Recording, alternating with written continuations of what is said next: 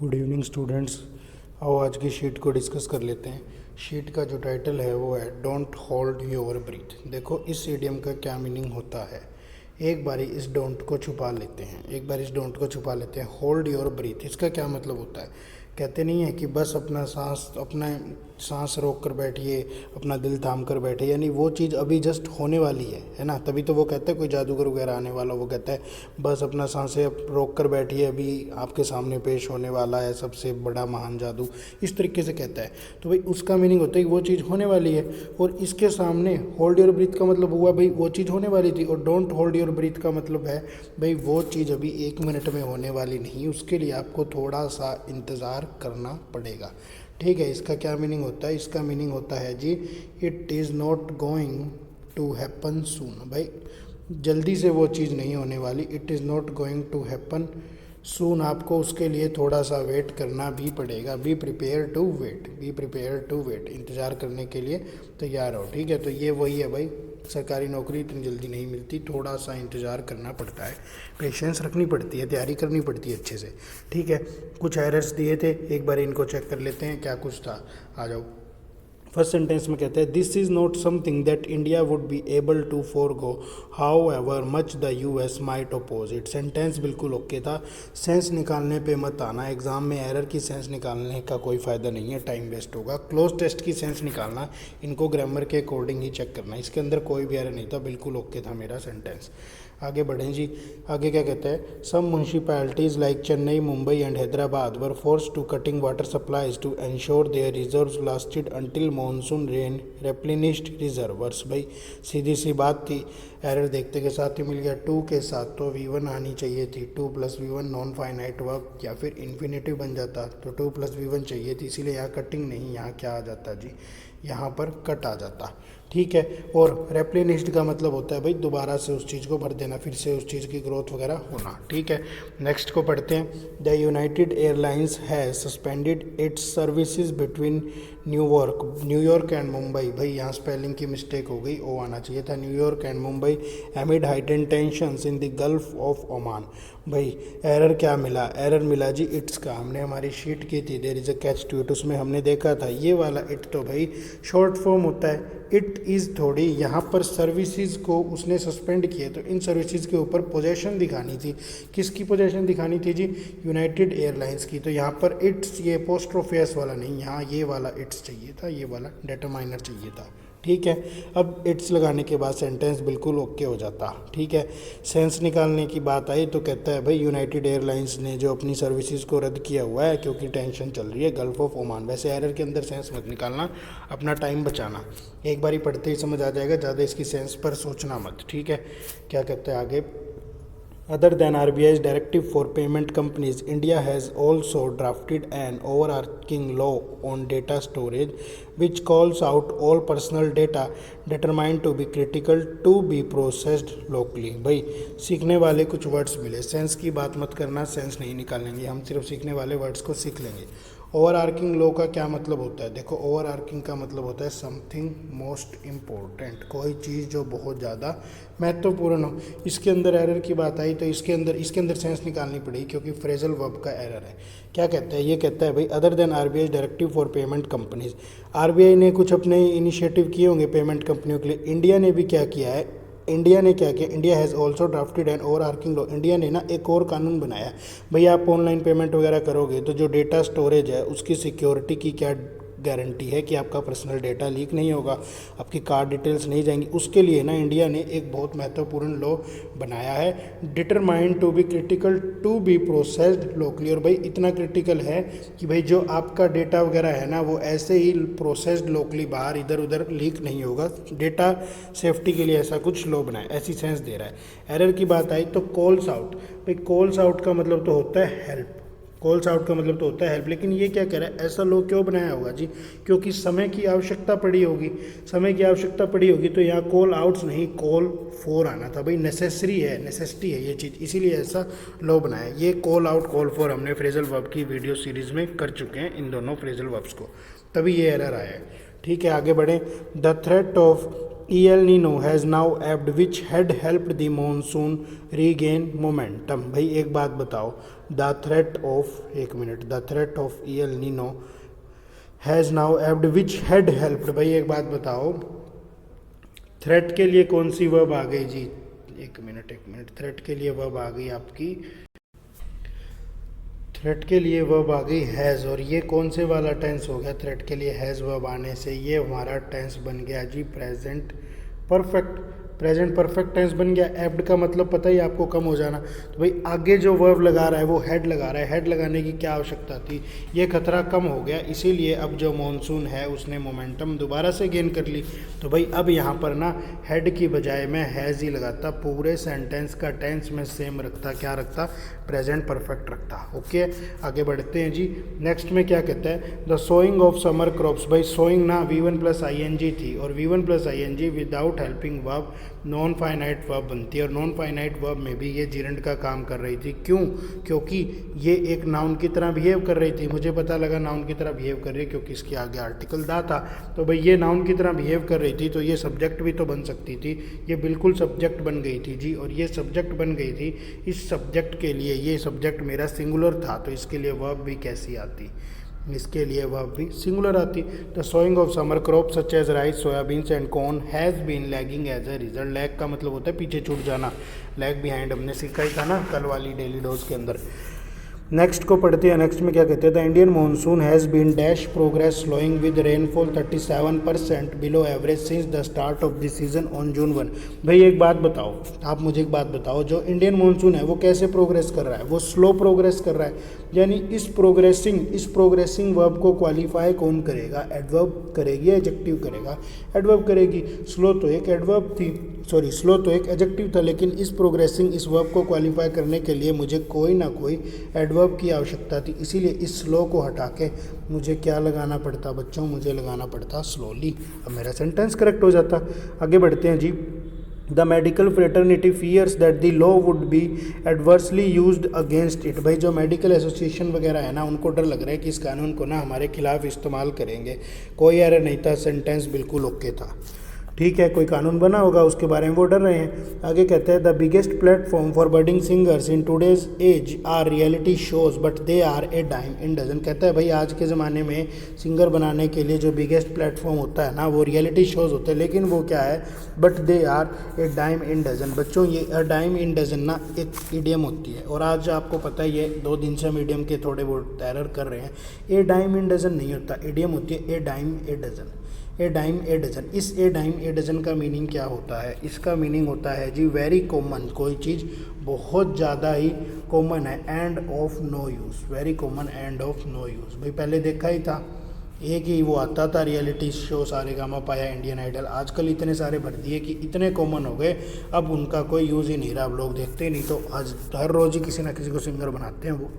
ठीक है, ये इसी तरह की कुछ सेंस देना चाह रहा है। आगे क्या कहता है? आगे कहता है at least 4 people died in bathing accidents in different parts in the country on Wednesday. भाई एक बात बताओ, आप मुझे एक बात बताओ, इसमें एरर की बात है। Different parts in the country नहीं, different parts of the country आना था। Different parts of the country. भाई नॉन लिविंग की पोजीशन दिखाने के लिए ना हम नाउन ऑफ नाउन का केस यूज़ करते हैं। अब ये जो कंट्री थी, ये जो डिफरेंट पार्ट्स थे, इनके ऊपर पोजीशन किसकी थी? इस कंट्री की ही तो थी। इसीलिए यहाँ पर किसका यूज़ करना पड़ा? इसीलिए यहाँ पर नाउन ऑफ नाउन का यूज़ करते, इन हटा के डिफरेंट पार्ट्स ऑफ कंट्री लगा देते। अब बारी आई बेथिंग एक्सीडेंट्स कौन से होते हैं? बेथिंग एक्सीडेंट्स यही होते हैं भाई, हार्ट अटैक वगैरह, लीवर वगैरह की, वो नहीं, हार्ट अटैक वगैरह, लीवर नहीं, हार्ट अटैक हो गया, हार्ट स्ट्रोक हो गया, इस तरह की बीमारी को बेथिंग एक्सीडेंट्स भी कह दिया जाता है। जनरली ये किस लिए लगाया था? बेथिंग एक्सीडेंट्स एक मेडिकल वर्ड होता है भाई, यूँ कोई इसका अलग से नाउन नहीं बनता। जैसे बेथ होता है नहाना, नहाते टाइम क्या हो जाता है, कई बार होता है नहीं, किसी को हार्ट अटैक वगैरह हो गया, तो उस सेंस में ये कह रहा है उन एक्सीडेंट्स को ना बेथिंग एक्सीडेंट्स कह देते हैं। ओल्ड एज पीपल को ज़्यादा होती है, तो उस सेंस में ये कह रहा है कि भाई इस तरीके की बीमारी से वेंसडे को 4 लोगों की मौत हो गई। इसी तरह का कोई आर्टिकल था ये। ठीक है, आगे बढ़े। आप लोग इसे अपनी सेंस में यूज़ मत करना इस बेथिंग एक्सीडेंट को, लेकिन अगर क्लोज टेस्ट में दिख जाए तो इसका मीनिंग समझ जाना कि इस तरह की हार्ट स्ट्रोक वगैरह की बीमारी की बात कर रहा है। ठीक है, आगे बढ़े। विदाउट, अब यूँ नहीं जनरली किसी को हार्ट अटैक आ गया और आप कह दो ब्रीथिंग एक्सीडेंट है, नहीं जचेगा भाई, नहीं सूट करेगा। आगे कहता है without strong public support you end up with weak governments and beleaguered civil servants including the much wanted police force being caught daily in the media in an accusatory meat grinder. भाई इसके अंदर error क्या मिला, इसके अंदर कोई error नहीं था, लेकिन सीखने वाली बहुत सारी अच्छी अच्छी चीज़ें मिली। आओ सीखते हैं क्या कहता है। क्या कहता है, सबसे पहली चीज़ है बेलीगढ़। भाई बेलीगढ़ से तो मैंने रट्टा लगवाया था ना, बेलीघर, बेलीघर वर्ब होती है, ये एक वर्ब थी। कोई वैली आपके घर आ गया तो वो क्या करेगा, वो आके लड़ाई झगड़ा ही तो करेगा। इसका मतलब ये होता है लड़ाई झगड़ा, गलत तरीके से व्यवहार करना, वॉयलेंट हो जाना, बैड टेम्पर्ड पर्सन या बैड टेम्पर्ड पर्सन लगा लो या कोई बैड एक्टिविटी कह लो। ठीक है, आगे मुझे सीखने वाला वर्ड मिला जी वांटेड। वांटेड इसका मतलब क्या होता है, इसका मतलब होता है भाई जनरली तो इसका मतलब होता है तारीफ़ करना, प्रेज़ करना, लेकिन ना इसका इस सेंस में भी यूज़ हो जाता है सेल्फ प्रेज़ करना, खुद की तारीफ़ करना। याद करने की बारी यही, बेली घर को तो हमने याद कर ही लिया था, बेली घर आके लड़ाई करता है। वांटेड को मैंने ऐसे याद किया था कि जो भी वांटेड होते हैं ना गुंडे बदमाश, ये सेल्फ प्रेज़ करते हैं, खुद की तारीफ़ करते हैं, मैं ऐसा हूँ, मैं ऐसा हूँ। इस तरीके से मैंने लिंक कर लिया था, आप भी कर लेना। आगे और कोई वर्ड सीखने वाला मिला क्या, सीखने वाला वर्ड एक और मिला जी, सीखने वाला एक और वर्ड मिला आपको meat grinder, accusatory meat grinder. Accusatory तो होता है आरोप लगाना, और मीट होता है भाई मांस, ग्राइंडर होता है हमारे घर में, मिक्सी वगैरह नहीं होती उसे ग्राइंडर कहते हैं। मीट ग्राइंडर का क्या मतलब होता है, देखो कैसे वर्ड बना। मीट ग्राइंडर क्या होता है, मिक्सी वगैरह में मीट वगैरह को अगर ग्राइंड कर देते हो उसके टुकड़े टुकड़े नहीं हो जाते क्या। अब तो मीट ग्राइंडर ना कई बार यूज़ कर दिया जाता है पुलिस या आर्मी के लिए, जब वो कोई बहुत ज़्यादा क्रूल एक्शन कर दे, भाई निर्दयी तरीके से लोगों के ऊपर अत्याचार कर दिए, उनको मार दिया, पीट दिया, कोई स्ट्रिक्ट एक्शन ले लिया बिल्कुल निर्दयी होके, उस सेंस में इस चीज़ को यूज़ कर दिया जाता है। कैसा एक्शन होता है ये इंसल्टिंग या फिर रूड, बहुत ज़्यादा इंसल्टिंग है, रूड है, मार पिटाई कर दी। कई बार ऐसी वीडियो आती नहीं क्या, पुलिस वाले उसके साथ मार पिटाई कर रहे हैं बुरे तरीके से, उस तरह की सेंस में इस वर्ड को यूज़ किया जाता है। एडिटर वगैरह करते हैं, ऑक्सफोर्ड डिक्शनरी भी मानती है।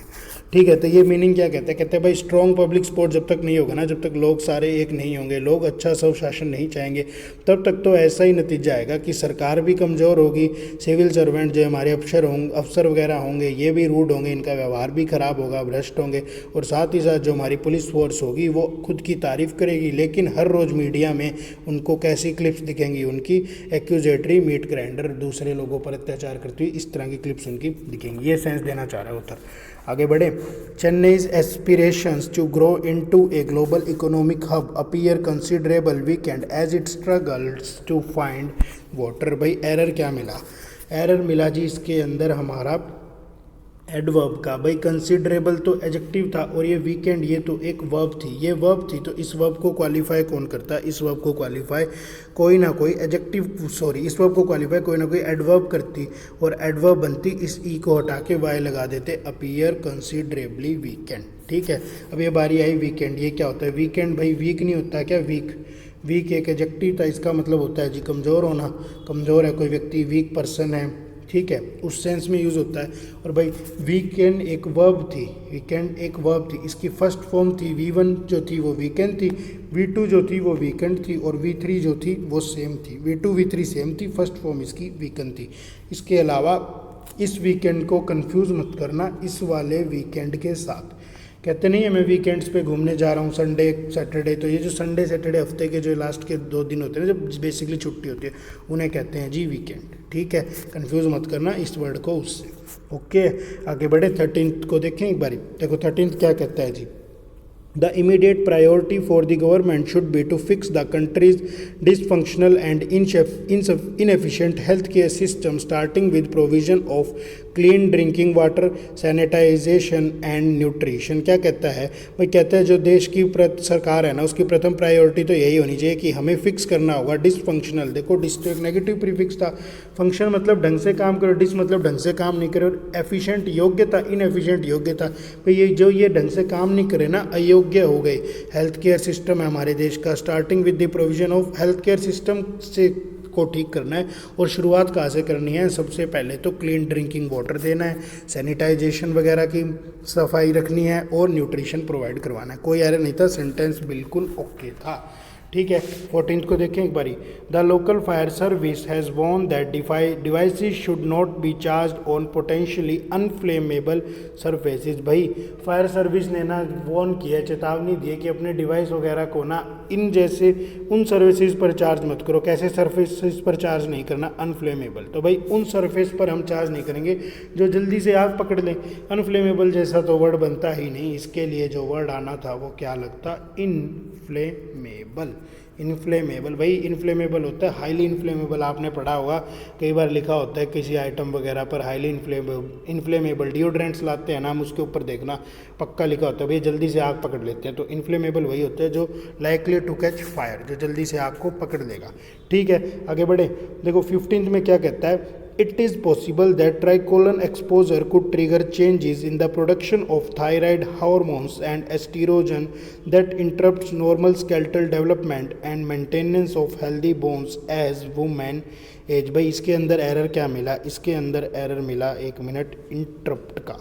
हाँ, it is possible that triclosan exposure could trigger changes in the production. एक बात बताओ, आपने तो सीखा है हु विच दैट में जब भी सेंटेंस के बीच में आ जाएं तो ये अपने से पहले आने वाले नाउन के अकॉर्डिंग वर्ब लेते हैं। यहाँ इन्होंने किसके अकॉर्डिंग वर्ब ली होगी बच्चों, इन्होंने ना इस चेंजेस के अकॉर्डिंग वर्ब ली, और चेंजेस प्लूरल था तो यहाँ पर वर्ब भी प्लूरल आती, इंटरप्ट्स नहीं, इंटरप्ट आ जाता। In the production of thyroid hormone and oestrogen, ये तो भाई प्रेपोजिशन के बाद था, तो प्रेपोजिशन का ऑब्जेक्ट था, इसके अकॉर्डिंग तो वर्ब बनती ही नहीं। यानी इस दैट ने ना इस चेंजेस के अकॉर्डिंग वर्ब ली, और चेंजेस प्लूरल था इसीलिए इसने कैसी वर्ब ली, इंटरप्ट वर्ब ली, ना कि सिंगुलर फॉर्म ली। ठीक है, सेंटेंस करेक्ट हो जाता। आगे बढ़े, 16th को देखें एक बारी। Most schools in Paris will stay open until the summer holiday start after Friday afternoon. भाई प्रपोजिशन का एरर था, आफ्टर फ्राइडे नहीं, ऑन फ्राइडे लगा देता, ऑन मंडे, ऑन ट्यूसडे के डेज के साथ हम यही तो यूज़ करते हैं, तो यहाँ पर ना ऑन लगा देता, ऑन फ्राइडे आफ्टरनून, ओके हो जाता सेंटेंस। आगे बढ़े, though economic development does bear with the health condition of the nation in the wider canvas, it is the will and determination to act that is of paramount importance. भाई देखो हमने सीखा था ना, डू डज जब भी किसी sentence के एफर्मेटिव सेंटेंस में आ जाए, पॉजिटिव फॉर्म में आ जाए, तो वो क्या करते हैं, आने वाली वर्ब को एम्फेसाइज करते हैं। एम्फेटिक सेंटेंस होते हैं, यहाँ पर अपनी बात पर जोर ही डाल रहा है। एरर जो मिला ना, एरर मिला फ्रेजल वर्ब का। बियर तो होता है झेलना, लेकिन यहाँ पर ना करेक्ट फ्रेजल वर्ब का एरर बनता क्या, यहाँ पर बनता जी बियर ऑन। क्या बनता जी, यहाँ पर बियर ऑन बनता। क्या कहता है, though economic development does bear on. Bear on का मतलब होता है उससे रिलेटेड होना, बियर ऑन का मतलब होता है रिलेटेड होना किसी चीज़ से, दोनों चीज़ें आपस में जुड़ी हुई है। ये कह रहे हैं कि भाई इकोनॉमिक डेवलपमेंट करवानी है ना, तो आपको हेल्थ कंडीशंस को भी इम्प्रूव करवाना ही होगा, ये नेसेसरी चीज़ है। ठीक है, ये इस तरह की सेंस ऑथर देना चाह रहा है। आगे बढ़ते हैं, 18th को बढ़ते हैं। अगर सेंस नहीं भी निकाल पाए तो कोई दिक्कत नहीं थी, एरर तो ग्रामर से निकलता है। फ्रेजल वर्ब में जिसका एरर होगा उसमें आपको सेंस की आवश्यकता पड़ी, क्योंकि यही करेगा, गलत फ्रेजल वर्ब को यूज़ करेगा। आगे क्या कहता है, expecting prospective tenants to live under a quasi feudal regime reflects the power wielded by landlords in our centric property society. भाई इसके अंदर एरर क्या मिला, एरर भी मिला और बहुत सारे इसके अंदर सीखने वाले वर्ड मिले। एक बार इन सारे वर्ड्स को देखना जरूरी है, कहाँ है एरर। तो मिला सेंट्रिक प्रॉपर्टी नहीं, यहाँ पर ना जो वर्ड यूज़ होना था वो एग्जैक्टली में वर्ड क्या यूज़ होना था, वर्ड यूज़ होना था प्रॉपर्टी सेंट्रिक, प्रॉपर्टी सेंट्रिक। ठीक है, प्रॉपर्टी सेंट्रिक, इनको आगे पीछे करना था। भाई कैसे करते, इस पूरे को प्रॉपर्टी के बाद यहाँ से काट के यहाँ हाइफन लगाते और ये सेंट्रिक यहाँ आ जाता, प्रॉपर्टी सेंट्रिक। सीखने वाले वर्ड क्या मिले, ये ऐसा कह रहा है कि आजकल ना इस तरह का प्रोस्पेक्टिव रखा जा रहा है कि जो किराएदार वगैरह है ना, टीनेट्स होते हैं किराएदार, to live under a quasi feudal regime, इस रिजाइम में, इस तरह के शासन में रहे। क्वेसी फेड्यूल रिजाइम क्या होता है, देखो क्वेसी एक रूट वर्ड होता है, इसका मतलब होता है कोई चीज़ थोड़ी सी तो है, समथिंग तो है लेकिन कंप्लीट नहीं है। समथिंग तो है वो चीज़ लेकिन कंप्लीट नहीं है। जैसे मैं आपको बताता हूँ, कोई स्कूल की यूनिफॉर्म हो, हम कई बार कहने लगते हैं मिलिट्री जैसी यूनिफॉर्म है, तो भाई वो मिलिट्री जैसी है, उसके जैसी दिख रही है, लेकिन एक्चुअली में वो मिलिट्री जैसी तो नहीं है। Something almost but not complete, इसका मीनिंग ये होता है, रूट वर्ड है, इसका मीनिंग ये होता है भाई समथिंग ऑलमोस्ट, लगभग उसके जैसी है लेकिन पूरी वैसी नहीं है, but something almost but not completely. ठीक है, कम्प्लीटली वैसी नहीं है। और फ्यूडल का क्या मतलब होता है भाई, यूरोपियन कंट्रीज़ में ना एक सिस्टम था फ्यूडलिज्म करके, ऐसा सिस्टम था। यहाँ क्या होता था, ज़मीन वगैरह रैंक के हिसाब से दी जाती थी, ऐसा नहीं होता था क्या ऑफिसर्स वगैरह। हमारे अभी भी यही चलता है भाई, अच्छी रैंक का ऑफिसर है तो उसे अच्छी मकान अच्छा है उसको मिलेगा, इस तरह का होता था। वहाँ क्या था, जो लोग ज़्यादा अमीर होते थे वही ज़मीन रख पाते थे और लोगों को रखने नहीं देते थे। तो ये इस तरह की सेंस देना चाह रहे हैं कि जो अब है ना किराएदारों के प्रति इस तरह की रखते हैं कि भाई इस वाले को ऐसे में रखो, इस वाले को ऐसे में रखो। ये क्या चीज़ दिखाता है, क्या रिफ्लेक्ट करता है, reflects the power wielded bye विल्डेड। ये तो एक वर्ब थी, विल्ड तो भाई एक वर्ब थी। इस वर्ब का मतलब होता है जी टू यूज़, ये V1 फॉर्म है और ed लगा के इसकी इसने V2 फॉर्म बना दी। इसका हम बता दिया मतलब टू यूज़ की, इस तरह की ये चीज़ बताता है कि जो हमारे यहाँ के मकान मालिक है वो किस तरह की ताकत का इस्तेमाल करते हैं। और ताकत कैसी है, हमारा देश कैसे है, centric property society. Centric property society तो आना ही नहीं था, क्या आना था, प्रॉपर्टी सेंट्रिक सोसाइटी। एक बार ही प्रॉपर्टी सेंट्रिक सोसाइटी का मीनिंग और बता देता हूँ।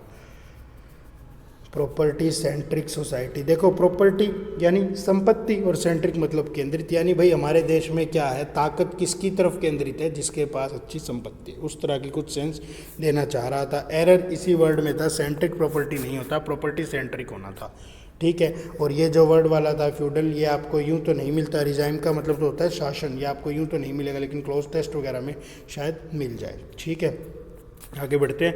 What is clear is that state governments now have greater resources in their command under the new scheme of financial devolution, and in partnership with the center they must use the funds to transform primary health care. They must use the funds to transform primary health care. भाई again इसके अंदर जो error आया, error आपको मिलेगा idiom का ही, error मिलेगा idiom का।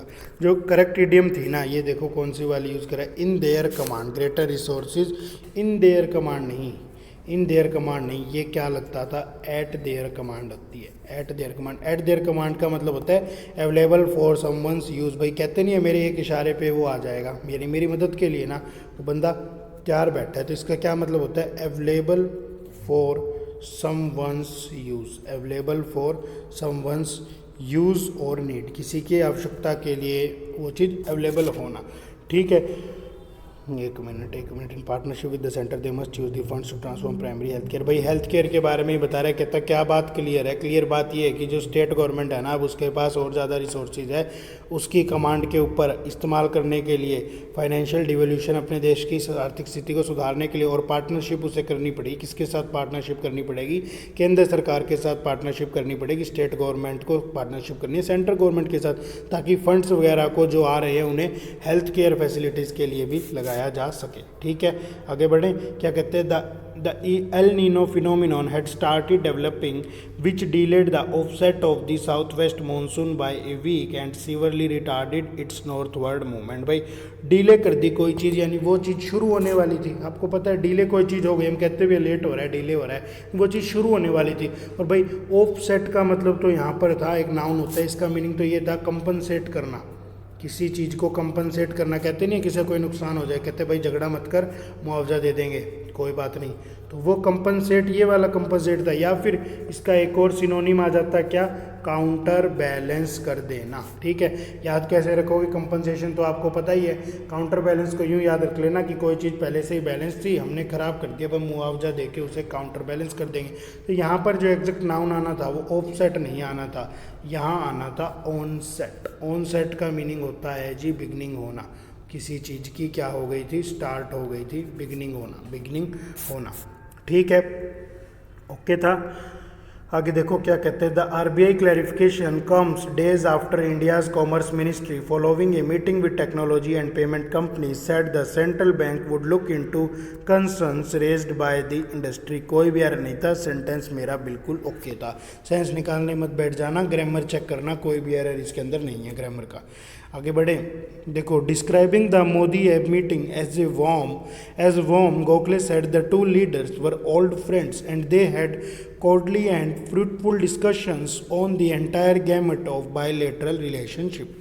भाई कहता क्या है, ये क्या कहता है जी, ये कहता है कि जो मोदी और एबे, जो हमारे प्रधानमंत्री और जापान के जो राष्ट्रपति थे शिंजो एबे, इनकी मीटिंग को ना वो हम बता रहे हैं कि एक अच्छी मुलाकात हुई। गोखले ने क्या कहा कि जो दोनों लीडर हैं ना वो पुराने दोस्त हैं और इनके बीच में ना एक कोर्डियल यानी एक फ्रेंडली टाइप डिस्कशन हुई है, फ्रेंडली एंड फ्रूटफुल। अब आप एक बात बताओ, एंड एक कंजंक्शन थी क्या? बिल्कुल कंजंक्शन थी। कंजंक्शन थी तो सेम चीज़ों को जोड़ती, सेम चीज़ों को जोड़ती। हमने कितनी बार क्लासेस में सीखा, यानी एडजेक्टिव को एडजेक्टिव से जोड़ती। यहाँ तो भाई एडवर्ब को जोड़ रही थी, ये कोर्डियली तो एक एडवर्ब थी, इसीलिए इसे काट के क्या लगाना पड़ता आपको, यहाँ एडजेक्टिव लगाना पड़ता, कोर्डियल लगा देते, सेंटेंस बिल्कुल ओके हो जाता। सीखा तो था she is honest but lazy. भाई एडजेक्टिव को एडजेक्टिव से जोड़ रही है, राम एंड श्याम नाउन को नाउन से जोड़ रहे हैं, वर्ब को वर्ब से। एक लॉयल पार्टनर थी इंग्लिश ग्रामर का, यानी यहाँ पर एडजेक्टिव को एडजेक्टिव से जोड़ना था, इसने एडवर्ब लगाई थी, इसीलिए यहाँ एरर हो गया था।